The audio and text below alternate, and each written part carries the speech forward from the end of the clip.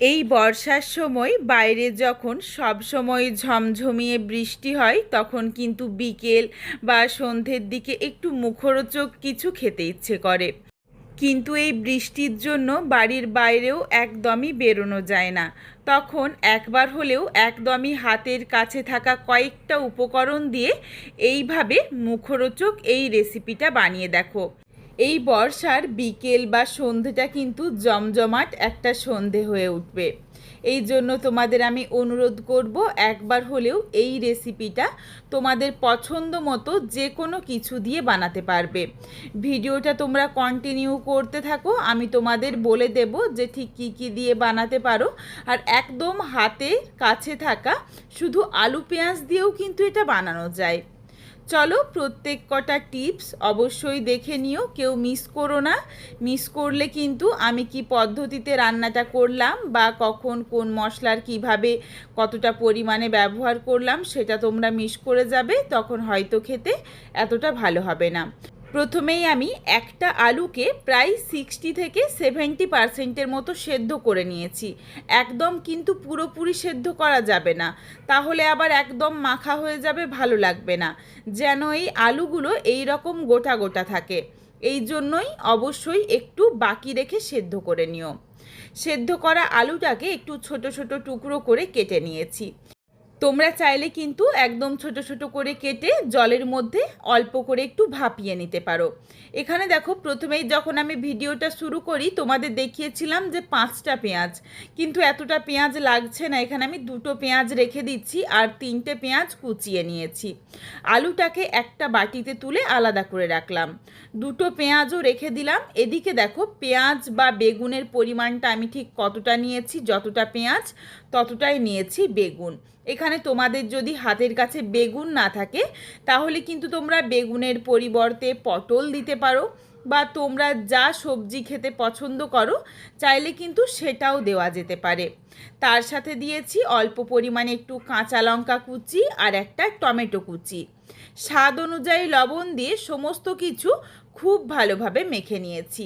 হাতে করে একটু দলে নিয়েছি অল্প করেই, যাতে এর থেকে বেশ কিছুটা জল ছেড়ে আসে। কিছুক্ষণের জন্য এটাকে রেস্টে রেখে এখানে প্রথমেই আমি কিছু মশলা একটু হাফ গুঁড়ো করে নেব, যাতে রান্নাটা খেতে বেশি ভালো লাগে। সামান্য একটু দিয়েছি জোয়ান, 3-4টের মতো দিয়েছি গোলমরিচ, আর সামান্য একটু গোটা জিরে, সামান্য একটু গোটা ধনে। খুবই অল্প পরিমাণে দেখো মশলা দিয়েছি। এগুলো জল ছাড়া মিক্সিং জারটা একটু ঘুরিয়ে নিয়েছি, যাতে ঠিক এই রকম একটু আধ ভাঙা মতো হয়ে যায়। তাহলে এগুলো মুখে পড়লেও কিন্তু খেতে বেশ ভালো লাগে, সুন্দর একটা ফ্লেভার আসে। এদিকে দেখো, কিছুক্ষণ তো লবণ মেখে রেখে দিয়েছিলাম, এরপর জলটা চেপে ভালোভাবে ফেলে দিচ্ছি। এখানে আমি তোমাদের বলে দিই, তোমরা কিন্তু এই রেসিপিটা শুধু টমেটো আলু পেঁয়াজ দিয়েও বানাতে পারো। আমার হাতের কাছে বেগুন ছিল এই জন্য দিয়েছি, তোমরা না চাইলে বেগুন বাদ দিতে পারো, বা বেগুনের পরিবর্তে পটল বা তোমরা হাতের কাছে যেই সবজি থাকবে চাইলে সেটা দিয়েও করতে পারো, তবে অবশ্যই তোমাদের পছন্দ মতো করে বানিয়ে নিও। তারপর দেখো, যেটুকু জল বেরিয়েছিল জলটা হাতে করে চেপে খুব ভালোভাবে ফেলে দিয়েছি। এই জলটা রাখা যাবে না, তাহলে অনেক বেশি পরিমাণে বেসন লাগবে। এমনভাবে এই রেসিপিটা বানাতে হবে যাতে এই সবজি বা আলুর পরিমাণটা বেশি থাকে, বেসনের পরিমাণ কম থাকে। তারপর দেখো, দিয়ে দিয়েছি সামান্য একটু গ্রেট করে নেওয়া আদা, স্বাদ অনুযায়ী লবণ, অল্প পরিমাণে একটু চিনিও দিয়ে দিয়েছি যাতে টেস্টটা ব্যালেন্স হয়ে যায়। দিয়েছি পরিমাণ অনুযায়ী হলুদের গুঁড়ো, দিয়ে দিলাম কাশ্মীরি রেড চিলি পাউডার। এটা দিলাম যাতে সুন্দর একটা কালার আসে, বড়াগুলো কিন্তু সুন্দর লাল লাল হয়, যাতে দেখতেও ভালো লাগে খেতেও ভালো লাগে। আর যেই মশলাটা রেডি করে রেখেছিলাম সেই মশলাটাও দিয়ে দিয়েছি। সমস্ত কিছু হাতে করে খুব ভালোভাবে মেখে মিশিয়ে নিচ্ছি। এখানে আর ঝালের জন্য লঙ্কার গুঁড়ো ব্যবহার করলাম না, তার কারণ যেই মশলাটা রেডি করেছিলাম তার মধ্যে গোলমরিচ ছিল, আবার এখানে কিছুটা কাঁচা লঙ্কাও কুচিয়ে দিয়েছি, এর ঝালেই হয়ে যাবে। এরপর তোমরা যেমন ঝাল খাবে সেই বুঝে ঝালটা দিয়ে নিও। এদিকে দেখো, সমস্ত কিছু উপকরণ একবার হাতে করে খুব ভালোভাবে মিশিয়ে নিয়েছি। তারপর দিয়ে দিলাম 3 চামচ বেসন, তার সাথে 1.5 চামচ চালের গুঁড়ো। তোমরা যতটা পরিমাণে বেসন দেবে তার অর্ধেকটা চালের গুঁড়ো দিয়ে নিও। এরপর দেখো সমস্ত কিছু হাতে করে খুব ভালোভাবে মিশিয়ে নিয়েছি, তবে আলতোভাবে মেশাচ্ছি যাতে আলু বা কোনো কিছুই খুব বেশি দলতে গেলে একদম মিশে না যায়। সমস্ত কিছু যেন বেশ একটু গোটা গোটা থাকে। মেশাতে মেশাতে মনে হচ্ছিল যে সামান্য একটু জল লাগবে, এই জন্য আমি ঠিক 1 চামচের মতো জল দিয়েছি, এর চেয়ে কিন্তু আর বেশি জল দিচ্ছি না। এরপর একটু সময় নিয়ে মাখলেই এই সবজিগুলো থেকেই কিন্তু অল্প অল্প করে যেটুকু জল ছাড়বে তাতেই দেখো খুব ভালোভাবে মাখা হয়ে যাবে।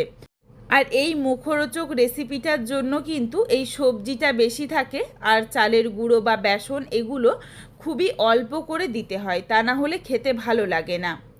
দেখো সমস্ত কিছু ভালোভাবে মেখে নিয়েছি, শুধুমাত্র অল্প একটু বেসন আর চালের গুঁড়ো একটা কারণেই দেওয়া, যাতে সুন্দরভাবে বড়াগুলো রেডি হয়ে যায়, ছেড়ে বেরিয়ে না যায়। তার চেয়ে কিন্তু আর বেশি দেওয়ার দরকার নেই। খুব ভালোভাবে দেখো ব্যাটারটা রেডি করেছি, আর এদিকে দেখো আমি কিছুটা পরিমাণে সাদা তেল গরম করে নিয়েছি। তেলটা গরম হয়ে গেলে যেটা রেডি করেছিলাম সেটা দেখো হাতে করে খুব ভালোভাবে এরকম একটু চেপে চেপে বড়ার আকারে দিয়ে দিচ্ছি।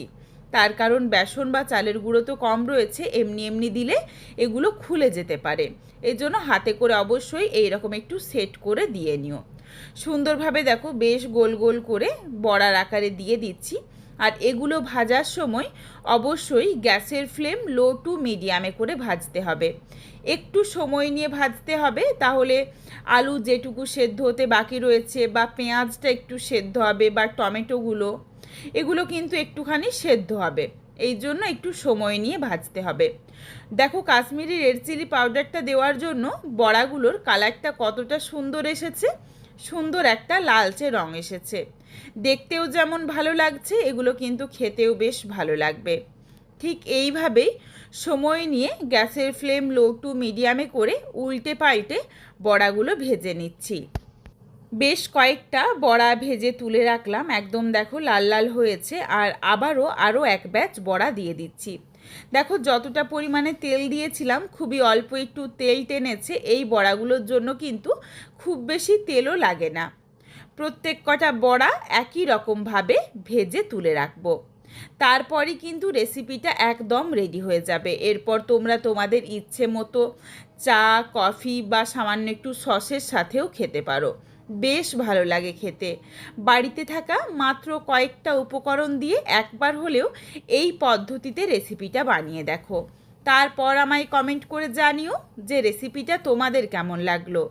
এই রেসিপিটা তোমাদের যদি ভালো লাগে তাহলে লাইক করো, শেয়ার করে বন্ধুদের দেখার সুযোগ করে দিও।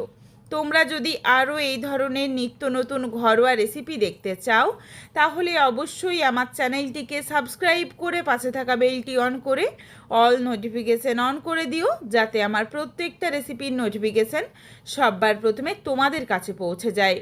আবারও খুব তাড়াতাড়ি দেখা হচ্ছে ঘরোয়া নতুন কোনো এক রেসিপি নিয়ে। পরবর্তী রেসিপি দেখার আমন্ত্রণ রইল। পুরো ভিডিওটা দেখার জন্য অসংখ্য ধন্যবাদ। তাহলে আজকে আসি, সবাই ভালো থেকো, সুস্থ থেকো।